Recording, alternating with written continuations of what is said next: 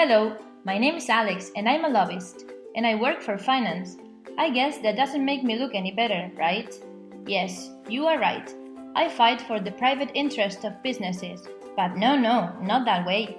Do you want to see what I really do? I work for the Robin Hood tax. Robin, yes. But no, not this Robin. This one. Let's go back to our childhood. Took from the rich, gave to the poor. Does it ring a bell? Well, the Robin Hood tax follows the same logic. Except for rich, we read investment houses and big tanks in order to help ordinary citizens in their jobs, healthcare, education, and infrastructure. That's it. It's simple. Put the big idea behind the Robin Hood tax and you will generate hundreds of billions of euros. That money could provide funding for jobs to kickstart the economy and get Europe back on its feet. It could help save the social safety net, here and around the world. And it will come from fairer taxation of the financial sector. The small tax of less than half of 1% on Europe transactions can generate hundreds of millions of euros each year in the UK alone, enough to protect their schools, housing, local governments and hospitals, enough to pay for life-saving AIDS medicines, enough to support people and communities around the world and deal with the climate challenges we are facing. The Robin Hood tax is just. The banks can afford it. The systems are in place to collect it. It won't affect ordinary members of the public, their bank accounts or their savings. It's fair, it's timely, and it's possible. It's not a tax on the people, but a tax for the people. See? Despite what most of you might think, we can also do some positive stuff. Let me show you. Come with me to the European Commission so I can introduce you to my colleague Chris. Hi Chris! Tell my friends about your work as a lobbyist for the European Commission. Hello Alex, I bet you remember Philip Lambert, the MEP who visited us, right? Let's suppose I have to address him regarding a financial issue. What I normally do is making contact with them during constituency weeks when MEPs return home to meet their local voters.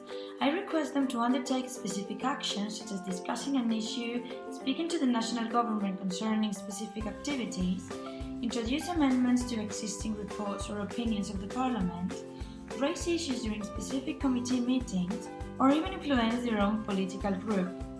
In my case, I try to understand who my MEP is, keep an eye out for the media articles concerning financial issues, ensure the point I want to make is clear, and I make sure to have enough factual material with me to defend the interests of the European citizens as good as I can. Because see, I'm not the bad guy in this story. In fact, the role of lobbyists like me can be crucial to improve European citizens' lives. Lobbying for financial issues is a way to ensure democracy and defend it by speaking in behalf of minorities, so every voice can be heard.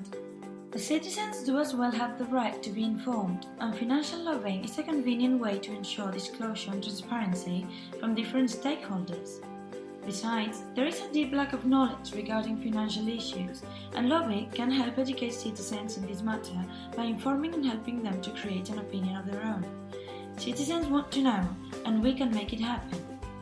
Lobbying in finance is, indeed, needed to provide lawmakers with expertise and other information unavailable anywhere else, and this can improve legislation and help to support financial innovation. Financial institutions may also lobby to reveal superior information and gain support for innovation in financial services, serving a social purpose.